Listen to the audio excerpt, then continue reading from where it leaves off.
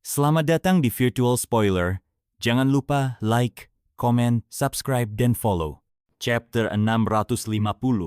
Menempa pedang dengan petir. Tidak buruk. Dengan Feiyu, salah satu dari 4 keajaiban dari utara, ikut serta. Setidaknya mereka tidak punya harapan besar dalam kompetisi seni bela diri, puji Cuibo. Meskipun mereka mungkin tidak bisa merebut juara, setidaknya mereka bisa meraih hasil yang layak. Sekte pedang mungkin akan dimanfaatkan oleh Su Wansen kali ini, membantu kamar dagang Mando mendapatkan status anggota tetap, tapi tidak memperoleh keuntungan apapun. Ren Guangpin terkejut. Jadi calon pemilik buku keterampilan itu Cui Yuan. Apakah dia juga datang ke kota Song Yue? Tidak heran wakil master menara merahasiakannya. Dengan bantuannya, aku yakin peringkat pertama bisa diamankan. Cuibo tertawa. Jangan terlalu menyanjung anak itu.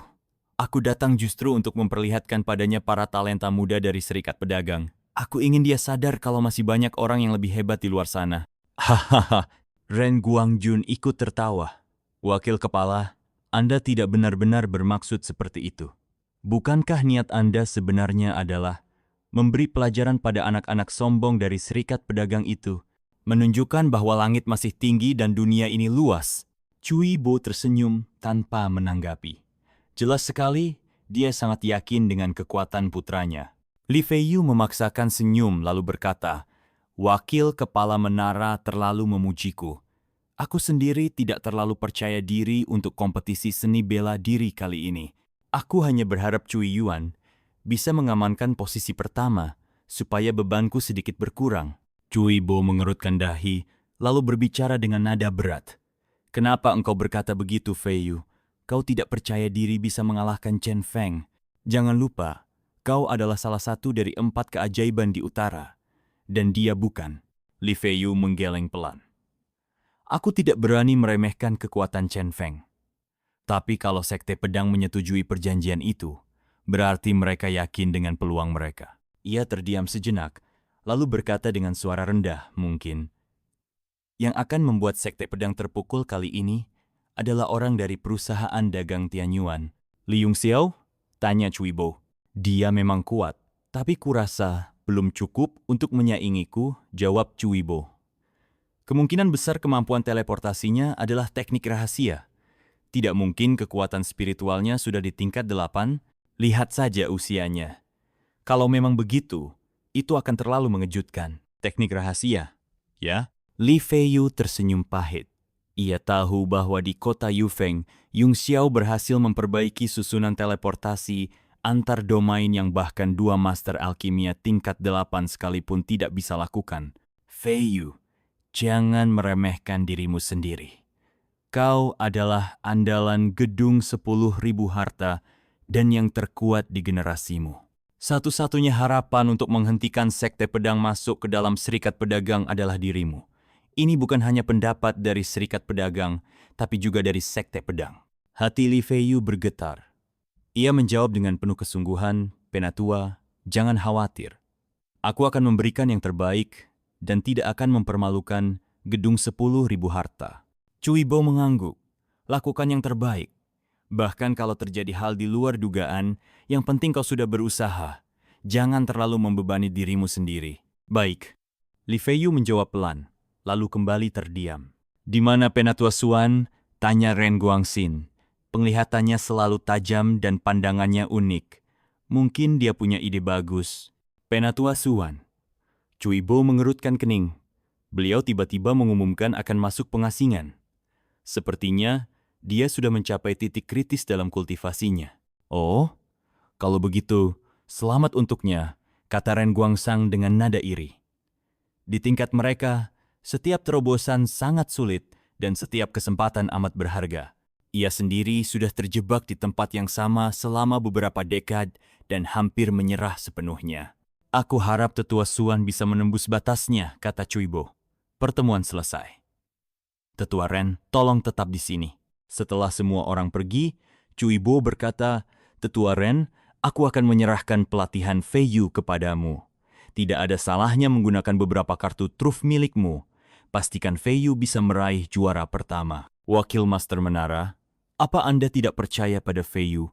Ren Guangzheng terlihat terkejut. Mata Cui Bo menyiratkan kilatan dingin. Bukan aku yang tidak percaya diri, tapi Fei Yu sendiri yang tidak. Kau pernah melihat dia seragu ini sebelumnya? Semua ini gara-gara Li Yongxiao. Lawan yang bahkan belum dia hadapi sudah membuat mentalnya terguncang. Anak itu benar-benar tidak bisa dianggap remeh. Ren Guangpin mengerutkan kening. Li Yongxiao memang sangat kuat. Saat bertarung melawan Liang Yuyi, dia bahkan belum mengeluarkan seluruh kekuatannya. Karena itu, tidak ada yang tahu seberapa besar kekuatan sebenarnya. Dia akan jadi lawan berat untuk Fei Yu. Aku mengerti. Aku akan tangani ini dengan baik. Bagus, ucap Cui Bo dengan tegas. Fei Yu adalah salah satu dari 4 keajaiban utara. Dia adalah simbol dari tokoh harta karun yang tak terhitung jumlahnya. Kita tidak boleh membiarkan simbol itu runtuh. Di dalam tablet alam dewa, kilatan petir memenuhi langit. Sekilas, tempat itu tampak seperti lautan petir hijau yang seakan tidak berujung. Tiba-tiba, lautan petir itu mulai menyusut hebat dan terkumpul di tengah, membentuk pusaran besar dari awan petir. Perlahan-lahan, sesosok tubuh mulai terlihat. Rasanya sangat kuat, wajah Yongxiao dipenuhi keterkejutan. Ia bergumam, apakah ini bentuk sempurna dari teknik surgawi transformasi petir? Aku baru bisa mewujudkannya sepenuhnya di dalam tablet alam dewa ini. Aku penasaran, seberapa besar kekuatanku ketika keluar nanti. Ia mengernyit dan kembali bergumam, Qi Kayu Yi tidak cukup, tapi aku punya ide bagus. Aku ingin tahu apakah itu bisa berhasil. Aku belum pernah lihat satupun dari idemu berhasil. Lebih baik engkau pikirkan baik-baik sebelum bertindak, komentar naga iblis dengan nada jijik. Aku masih berharap engkau punya masa depan yang cerah. Jangan mati konyol. Diam. Kalau engkau ngomong hal sial lagi, aku akan memurnikanmu jadi tubuh jiwa Starlight. Setelah mengumpat, Yongxiao menghilang dari tempatnya dan muncul di dekat Yuan Gaohan. Ia berteriak, Yuan Tua, gimana latihan pedangmu? Dari bawah, suara Yuan Gaohan terdengar tergesa. Li Yongxiao, cepat bantu aku. Dengan satu pikiran, Yongxiao sudah berada di sampingnya. Sebuah kuali berwarna ungu keemasan berputar di udara, bergetar hebat seolah akan meledak kapan saja. Gawat, aku memasukkan 2 embrio pedang sekaligus ke dalam kuali, dan sekarang aku tidak bisa mengendalikannya. Yuan Gaohan panik, tubuhnya penuh keringat. Gu Yuesheng yang berdiri di sebelahnya juga menunjukkan ekspresi cemas. Kau gila, Yongxiao ikut terkejut. Kau melebur 2 artefak mistik tingkat 9 sekaligus? Kau pikir dirimu itu alkemis tingkat 10. Yuan Gaohan buru-buru menjelaskan, senjata tingkat tinggi di tempat ini tidak melewati kesengsaraan petir. Mereka melewatkan langkah krusial terakhir, jadi kupikir tidak akan terlalu berpengaruh. Aku cuma ingin mencobanya. Mencoba pantatmu. Alkemis memang semuanya orang gila. Yongxiao mengumpat lagi, tanpa sadar ikut menertawakan dirinya sendiri. Tapi sesaat kemudian, dia jadi tenang dan berkata pelan, Yi, aku bisa mencoba teknik transformasi petirku. Aku ingin tahu apakah itu bisa kupakai untuk menempa senjata. Sepertinya patut dicoba. Naga iblis hanya menggerutu. Suani. Begitu pikirannya mantap, Yongxiao segera membentuk segel dengan 1 tangan. Seluruh tubuhnya langsung berubah menjadi petir dan melesat menuju kuali. Di bawah tatapan terpana dari Gaohan dan Gu Yuesheng, Yongxiao melesat turun, mengitari kuali ungu emas surgawi yang terus berputar. Ia lalu menuangkan seluruh kekuatan petir dari dalam tubuhnya ke dalam kuali itu dan mulai membantu proses pemurnian. Yingluo ini juga bisa melakukan ini. Yingluo, gumam Yuan Gaohan, masih terkejut. Namun, tidak lama kemudian ia langsung bersemangat. Li Yongxiao, aku akan membantumu dengan api surgawi lagi. Ia segera membentuk beberapa segel tangan dan menarik keluar api suci Phoenix. Api itu langsung diarahkan untuk membakar kuali ungu emas tersebut. Suara mendesis dari api berpadu dengan gemuruh petir, menciptakan simfoni mengerikan yang terus menyempurnakan pedang bintang dingin surga utara di dalam kuali. Suara itu juga secara perlahan mulai menekan kehendak keras dari kuali ungu tersebut. Namun, Yuan Gaohan bisa merasakan bahwa kuali ungunya mulai mendekati batas. Baik itu inti artefak tingkat 9 maupun api surgawi di dalamnya, tidak satu pun bisa lagi ditampung. Spiritualitas kuali itu semakin melemah. Meski begitu, Yuan Gaohan hanya mengernyit sedikit dan tidak terlalu memikirkannya. Kuali surgawi ungu emas itu memang berharga, tapi proses pemurnian langka ini jauh lebih penting. Saat ini, yang ia khawatirkan hanyalah satu hal, apakah kuali itu bisa bertahan sampai pemurnian selesai. Peralatan konsolidasi. Teriakan Yung Xiao bergema dari dalam kuali. Akhirnya, tekanan dari dalamnya melebihi batas. Kuali itu mengeluarkan suara lenguhan menyedihkan dan retakan besar mulai muncul di seluruh tubuhnya. Gawat! Yuan Gaohan langsung berteriak kaget. Boom! Kuali surgawi ungu emas itu akhirnya meledak dengan suara yang memekakkan telinga. Asap ungu mengepul ke segala arah dan kuali tersebut lenyap dalam sekejap mata. Apakah kita gagal? Gu Yusheng menatap kabut ungu yang tersisa, tampak tidak rela. Dia dan Yuan Gaohan telah memurnikan 2 embrio pedang itu dengan susah payah, dan sekarang semuanya hancur begitu saja. Kondensasi petir. Suara dingin Yung Xiao terdengar dari balik kabut. Saat kabut perlahan menyebar, ribuan kilatan petir bermunculan. 2 aliran udara dingin juga keluar dari dalam kabut. Itu adalah hawa dingin dari pedang bintang dingin surga utara. Yuan Gaohan dan Gu Yuesheng menahan kegembiraan mereka sambil menatap ke langit. Mereka melihat 2 pedang bercahaya berdiri tegak di tengah lautan petir, tidak bergerak sedikit pun. Aku akan membuatkan kuali yang lebih baik untukmu nanti, ucap Yung Xiao dengan penuh percaya diri.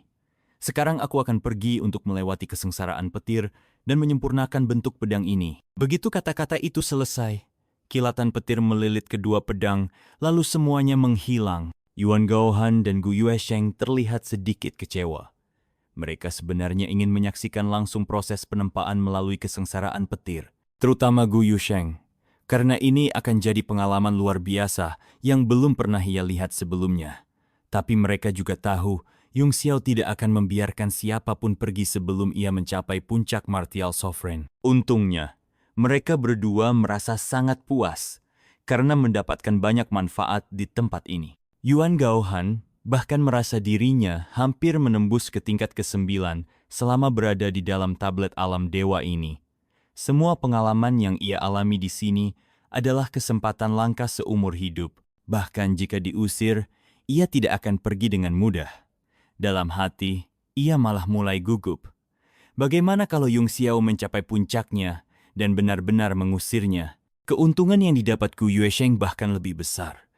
Setelah belajar dari Yuan Gaohan selama beberapa waktu, baik dalam pengetahuan, wawasan, maupun kekuatan, semua kemampuannya meningkat pesat. Setelah menghela napas dan saling bertukar pandang, keduanya kembali melanjutkan kultivasi mereka. Sementara itu, Yung Xiao muncul kembali di ruang rahasia.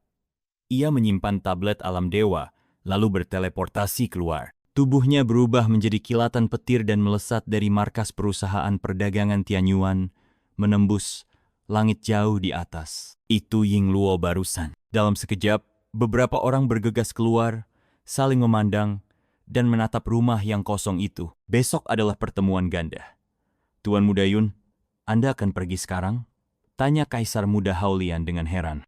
Terima kasih sudah mendengarkan Virtual Spoiler. Sampai jumpa di pembahasan berikutnya.